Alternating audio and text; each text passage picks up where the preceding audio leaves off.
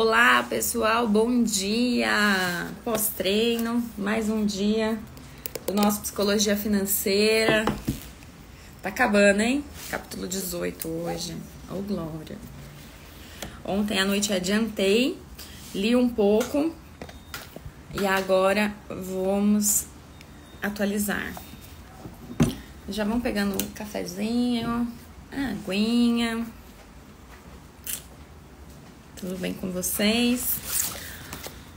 Disciplina, hein, gente? Eu tava vendo que o Thiago Nigro fez um lançamento agora e que ele vai trazer o Morgan, o autor desse livro, num evento dele. Gente, que legal! Vocês forem lá nos stories dele, ele tá falando sobre psicologia financeira. Coincidência? Achei massa. E nós estamos finalizando. Olá, pessoal. Bom dia, bom dia. Já treinaram? Pega um café aqui pra mim, por favor. E aí, pessoal, vi que vocês foram na academia, hein? Treinando. Vamos lá? Enquanto o pessoal vai entrando, vamos falar um pouquinho sobre psicologia financeira. Avançamos, gente, na última. Ó, eu tô marcando vocês aqui comigo no azul e eu tô na leitura no rosa. Quase terminando, que delícia. Não, terminar um livro dá uma sensação plena. Uma sensação de dever cumprido, de estou evoluindo. Vocês sentem isso também? Me conta.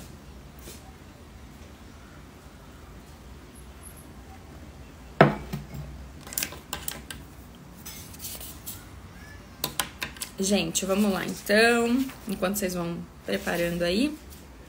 Na semana não, ó. Ontem nós falamos sobre a questão do petróleo, né? A abordagem do petróleo, questão da valoração do petróleo. Aí nós falamos também sobre a grande descoberta dos irmãos Wright, né? Com relação ao avião e o quanto isso refletiu na nossa economia, né? E agora nós vamos terminar o capítulo 17, que ele traz aqui ainda algumas analogias após essa questão do lançamento do avião. E aí nós vamos entrar no capítulo 18. O capítulo 18, ele fala sobre histórias que nós acabamos acreditando num geral. Então, fiquem comigo que esse capítulo 18 tá incrível. Ó, vamos lá. O que ele fala? Depois do lançamento do avião, ele fala que o crescimento ele é impulsionado pela composição, o que sempre demanda tempo, mas que na maioria das vezes a destruição ela é impulsionada por pontos únicos de falha, que podem acontecer em segundos e pela perda de confiança que pode até acontecer em um instante. Então, o que acontece? Para a gente ganhar a confiança em algo, para a gente acreditar que algo é possível, a gente normalmente leva tempos. No caso do avião aqui, levou-se 3 anos, de 3 a 4 anos, para acreditarem que de fato era um avião que estava voando.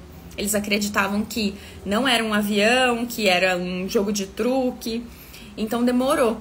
Porém, quando a gente pensa num acidente de avião, em questões de segundos, a gente pode ter uma mentalidade totalmente diferente. Então, para construir a credibilidade de algo, leva-se anos, mas às vezes para a gente perder o impacto com relação àquela notícia, né, perder a credibilidade com relação àquele ocorrido, isso leva segundos. Então, esse é o cuidado que a gente precisa tomar na hora de pensar em ações, pensar em dinheiro, pensar em reserva. Por quê? Porque se você se deixar levar pelas notícias, né, a impulsividade das notícias e não fazer uma analogia do todo, talvez você esteja deixando um item pequeno cair, um item pequeno mudar completamente a visão daquilo que você acredita ou que você estuda há anos, tá bom? E aí ele fala aqui, ó, por exemplo, os avanços da medicina. Olhar para o ano passado não adianta muito, uma década também não. Quando a gente fala de medicina, a gente tem que olhar pelo menos nos últimos 50 anos. A pergunta aqui, pessoal, ela é simples. Por que, no caso de investimentos, a gente também não considera o longo prazo, a história? Esse é o ponto. Como é que você vai tomar uma decisão com base em algo que está acontecendo agora?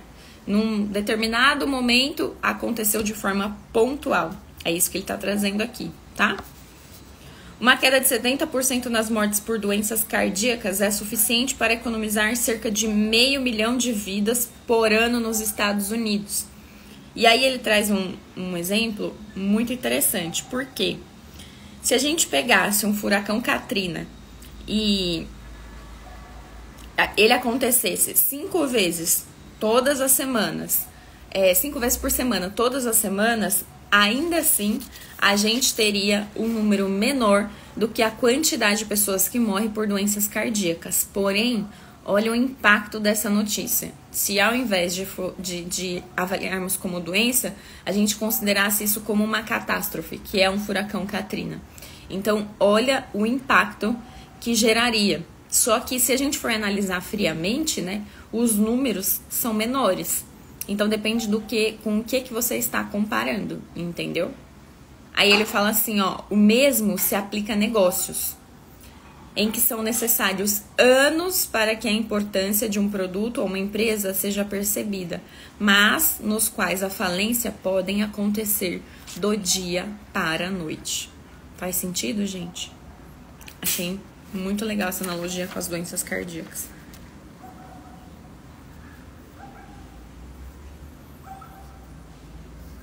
Certo?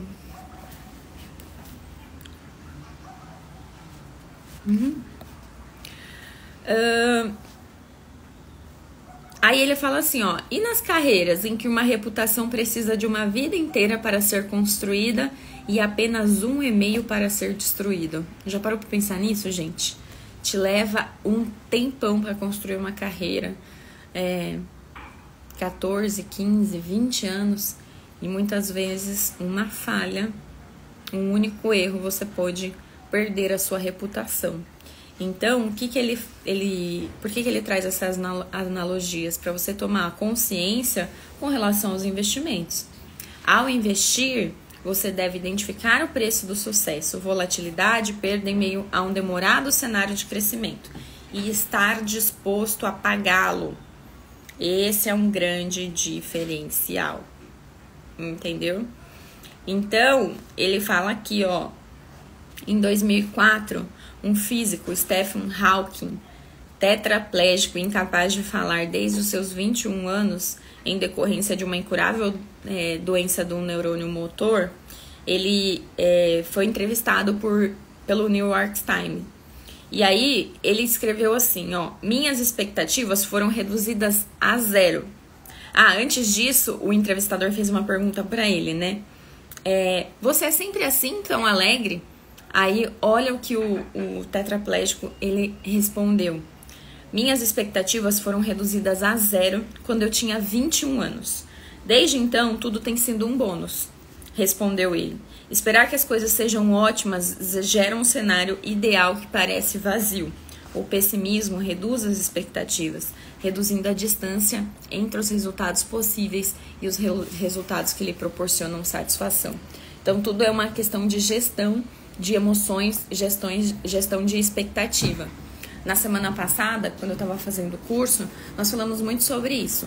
O quanto a gente gerencia ou não as nossas expectativas. A expectativa da nossa entrega para o outro, seja para um cliente, seja, por exemplo, para um gestor, seja, por exemplo, para outras pessoas num relacionamento, mas você gerencia essa expectativa, porque o segredo da felicidade, dos resultados positivos, é você ser cauteloso na hora de dimensionar essa expectativa. E eu confesso para vocês que esse é um ponto que eu sempre tive dificuldade. Eu naturalmente sou uma pessoa mais otimista, sou uma pessoa que eu vejo de forma grandiosa. Então, eu tenho que gerenciar muito a minha expectativa para eu não me frustrar. Vocês são assim? Me conta.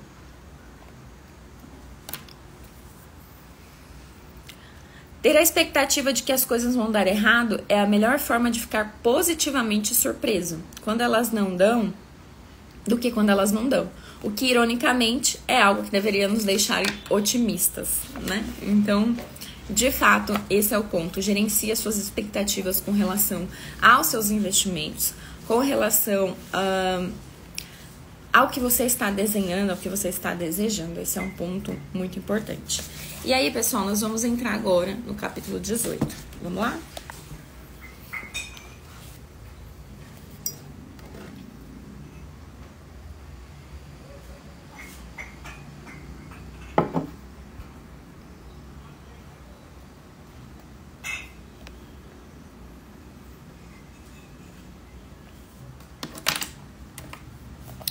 Quando você acaba acreditando em qualquer coisa, ficções encantadoras e porque a história são mais poderosas do que as estatísticas.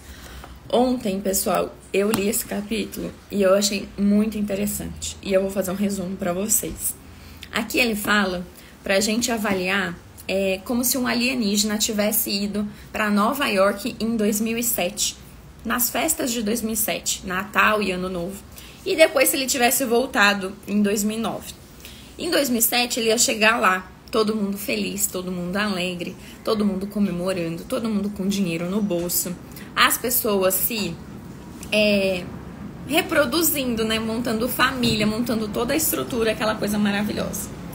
Em 2009, quando ele vai lá, acontece que tá todo mundo feliz, todo mundo alegre, todo mundo se reproduzindo, todo mundo com uma evolução com relação a smartphones, a medicina, carros que consomem menos combustível, tecnologias muito maiores, e ele vai. Só que aí, o que ele percebe? A economia está praticamente da mesma forma e talvez até melhor em 2009 do que em 2007, ele escreve aqui. Porém, um fato raro, um fato que assim ele ficou chocado, é que de 2007 para 2009, as famílias estavam 16 trilhões de dólares mais pobres. E se elas estavam mais pobres, por que tanta alegria? Ele estava pasmo de saber que havia 10 milhões de desempregados a mais, se a gente comparasse 2007 a 2009. E aí ele fala assim, ó, ele não conseguia acreditar que em 2 anos antes houve uma melhora, né? 2 anos após piorou tanto. Ele escreveu aqui. Aí o que ele foi capaz? Ele não foi capaz de detectar. Então, por que essa alegria está acontecendo? Se de 2007 para 2009 as pessoas elas continuam felizes, elas continuam avançando, mas elas estão mais pobres, por que elas estão tão felizes assim? Será que elas não estão percebendo o que está acontecendo? O que está gerando essa redução? É, no mínimo, estranho, né? Aí ele pega e escreve aqui, ó.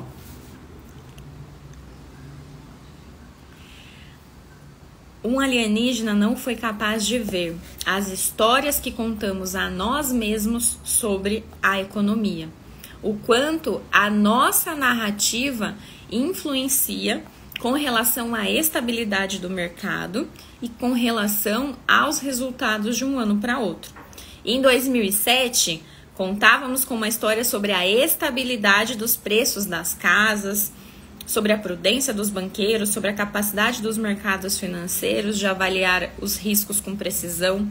Mas em 2009 parou-se de acreditar nessa história. E só de profetizar, só de falar coisas ruins em 2009, a economia nessa época caiu cerca de 16 trilhões de dólares. Então as narrativas elas influenciam. As narrativas do que a gente acredita ou não vai influenciar na valorização. Gente, essa parte da psicologia financeira é muito forte, é muito profundo. Por quê? Quando você estuda neurociência e psicologia, é normal a gente ouvir sobre narrativas, ouvir sobre o impacto disso na nossa vida. Mas eu não tinha associado a psicologia e as nossas narrativas à desvalorização do nosso capital, num geral, numa economia num geral. Eu achei essa fase aqui, essa parte aqui, muito impactante. Ele fala que os preços continuaram, os preços que continuariam subindo, só de mudar a narrativa eles desmoronaram. A inadimplência aumentou, ou seja, o medo fez as pessoas ficarem mais cautelosas, fez as pessoas ficarem receosas em não cumprir com as responsabilidades. E aí os bancos começam a perder dinheiro por uma questão de falácia, de narrativa.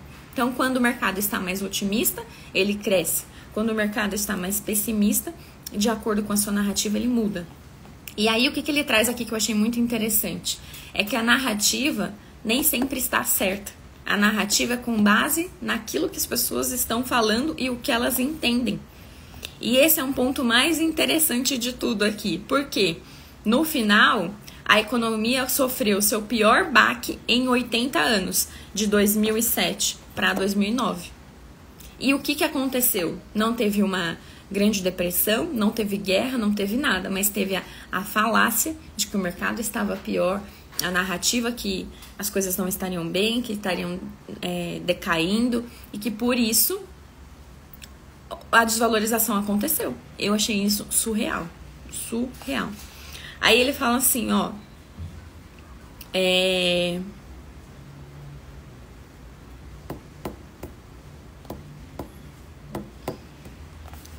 Aqui. Mas histórias são de longe a força mais poderosa da economia. Elas podem ser o combustível que permite as partes tangíveis da economia, que da economia funcione, ou o freio que detém as nossas capacidades. Na hora de administrar o seu dinheiro, há duas coisas que é preciso ter em mente em um mundo guiado por histórias. A primeira delas é: quanto mais você deseja que uma coisa seja verdade, mais provável que você acredite em uma história que superestima. Mais provável que você acredite em uma história que superestima as chances do que ela seja verdade. Então, o que ele está querendo dizer? Que por mais que você queira que aquilo seja verdade, o provável é que o inverso aconteça. Outro ponto importante, ó. O segundo item que ele fala que são dois, né? Todo mundo tem uma visão incompleta do mundo, mas preenchemos as lacunas para criar uma narrativa completa. Gente, a gente cria a narrativa. E aí, ele trouxe um exemplo aqui, deixa eu ver se é agora que ele vai falar da filha dele. É mais pra frente. Ele traz aqui, pessoal, uma pergunta do documentário How to Live Forever, Como Viver para Sempre, né? Essa série, um documentário. Ele traz uma pergunta assim, ó: qual foi o dia mais feliz da sua vida? E aí a personagem, né, responde, né? O dia do armistício, disse ela, referindo-se à conciliação de 1918 que deu fim à Primeira Guerra Mundial. Aí pergunta o produtor, por quê? Porque sabíamos que nunca mais haveriam guerras, disse ela. A Segunda Guerra começou 21 anos depois, matando 75 milhões de pessoas. O que ele quer dizer? Na verdade, não sabia. Na verdade, ela acreditava em algo que ela determinou ali como narrativa. Mas a gente teve outra guerra. Mas não vai acontecer. Mas era uma crença, era uma narrativa que você estava instalando e aquilo deixou ela mais feliz e mais confiante. Só que 21 anos depois, isso não impediu da Segunda Guerra acontecer. A Segunda Guerra veio, só que ela teve uma vida, né, uma narrativa diferente, acreditou nisso. Então, essa frase fixou, por exemplo, o que uma narrativa pode fazer, como uma narrativa pode impactar nas nossas decisões. Aí, ele escreveu assim, ó: há muitas coisas na vida que achamos que são verdadeiras, porque queremos desesperadamente que sejam. Então, você fica contando para você mesmo, achando que é aquilo ou querendo que seja aquilo, mas na verdade não é. E ele chama essas coisas de ficções encantadoras. Elas têm um impacto enorme na forma como pensamos sobre o dinheiro, principalmente sobre os investimentos e a economia. Gente, esse capítulo aqui tá um tapa na cara. Por quê? Quantas vezes a gente não conta historinhas e narrativas pro nosso eu? Quantas vezes a gente não conta historinhas e narrativas para justificar ou para acreditar que nós estamos entrando numa vala ruim? E olha o que ele fala: para lidar com finanças, as narrativas que você conta para você mesmo é muito importante. Aí ele dá um exemplo aqui de um pai que estava com um filho doente e ele não tinha dinheiro para tratar o filho. E aí ele falou assim,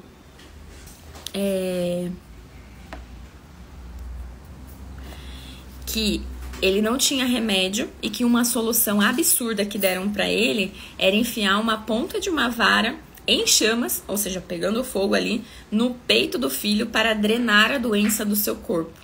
E aí, após o procedimento, né, o New York Times foi lá, entrevistou ele e falou, viu, mas como que você autorizou isso? E aí a fala dele foi, quando você não tem dinheiro e seu filho está doente, você acredita em qualquer coisa. Quando você está numa pura necessidade, você acredita nas histórias, nas narrativas que te contam. Quando a gente faz uma analogia disso aos dias de hoje, é acreditar que o resultado vai vir de forma fácil.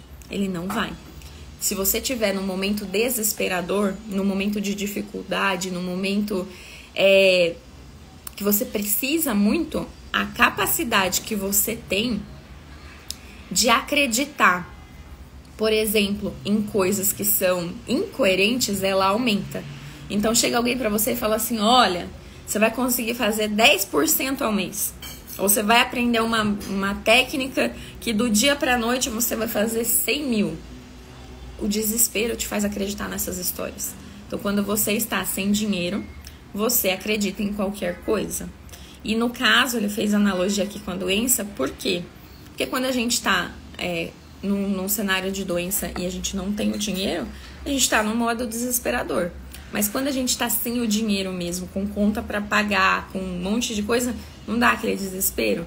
Tem que tomar cuidado com as narrativas que você acredita nestes momentos, porque são estes momentos que, de acordo com o Morgan, você vai cair financeiramente. Tá fazendo sentido? Ó, o pessoal aqui, ó. Imagina um pai com uma notícia dessa. É isso. Imagina um pai com uma notícia dessa. É horrível. Só que a questão é as finanças. Como que a gente vai interpretar diante da necessidade? Tá passando por necessidade? O que ele quer dizer, gente? Liga a luzinha amarela. Vamos ser mais cauteloso. Cuidado com as narrativas. Cuidado com o que você escuta. Tenha a ciência de que você está num momento mais sensível e que, por mais que você quisesse, aquilo talvez não seja uma verdade. Já aconteceu comigo, gente. Tenho certeza que já aconteceu com você. Já aconteceu com você? Já aconteceu com você? Manda um eu aqui pra mim.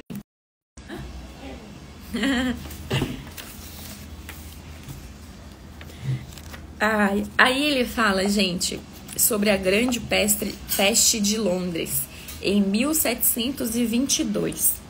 A praga matou 1/4 da população de Londres em 1 ano e meio. Ainda bem que deu tempo de multar, né? Porque veio um espirro aqui, gente, desculpa.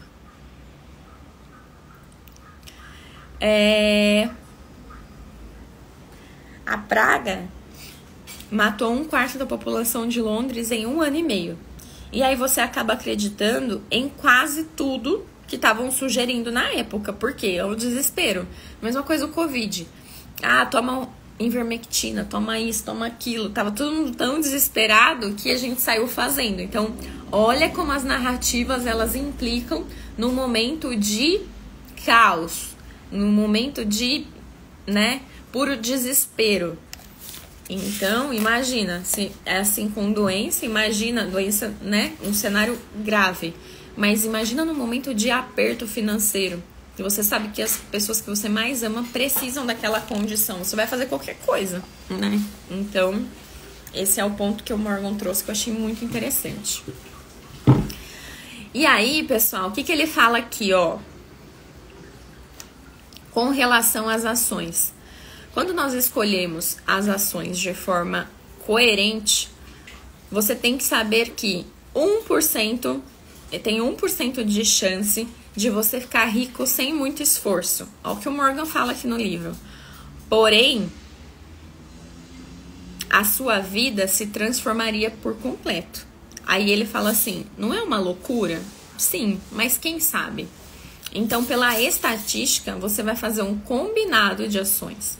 E esse combinado de ações tem uma pequena probabilidade de te alavancar, de te tornar uma pessoa financeiramente de sucesso.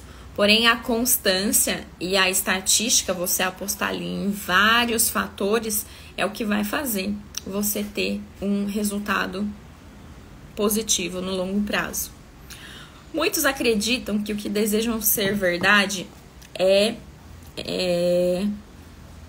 ironicamente, muitos acreditam que o que desejam ser verdade é inequivocadamente verdade. Mas eles só fazem isso porque a possibilidade de um resultado transformador é real.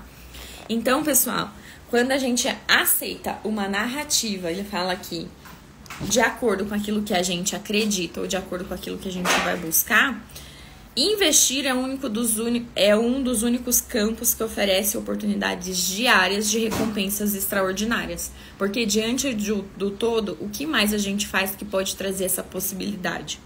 As pessoas acreditam no charlatanismo financeiro de uma forma que jamais acreditariam, digamos, no charlatanismo meteorológico, porque as recompensas por prever corretamente o que acontecerá no mercado de ações na semana seguinte fazem parte de um universo diferente daquele que as recompensas de prever se os dias estarão ensolarados ou chuvosos na semana seguinte. O que ele quer dizer? Depende do grau de importância que você dá. É importante para você as ações? Ah, então com certeza vai subir. Ó o otimismo. Ah, mas e o índice meteorológico? Ah, sei lá, acho que vai chover ou acho que não. Ah, tanto faz. Então você não dá ênfase a esse tipo de narrativa. E isso acaba impactando, porque olha o otimismo afetando o seu poder de decisão. E isso tudo aqui que ele faz é para você ter a capacidade do discernimento na hora das escolhas. Tá fazendo sentido? Deixa eu ver o que mais aqui, ó. Nossa, gente, passou muito rápido. Já passou meia hora. Eu nem consegui chegar na parte que ele falou da filha dele aqui. Mas amanhã a gente vai chegar. Gente, não acredito. Faltam 2 capítulos só pra gente terminar. Vocês estão gostando? Hoje chega o livro do Elon Musk. E também o livro... Qual que eu comprei? Ah, acho que é A Única Coisa. A Única Coisa. Gente, pensa, eu não sei. Eu acho que eu não vou conseguir ler outro livro. Eu vou ter que ler o do Elon Musk. Tá todo mundo aqui falando do Elon Musk e eu tô muito curiosa. E a gente vai dividir. Vamos ver o que é que vai dar essa série. Então é isso, gente. Vamos finalizar por hoje, que eu tenho alguns compromissos agora pela manhã. Foi um prazer estar aqui com vocês. Estejam comigo amanhã, mais meia hora. Nós estaremos juntos no nosso projeto Café com Leitura, finalizando psicologia financeira juntos. E eu ouvi uma frase que é muito verdade. Quando a gente explica o que a gente está entendendo, a gente aprende 2 vezes mais. Só de estar aqui dividindo, eu já tô conseguindo absorver mais, aprender mais, evoluir mais. E eu espero que vocês aí desse lado também. Então, um beijo, fiquem com Deus e até amanhã. Tchau!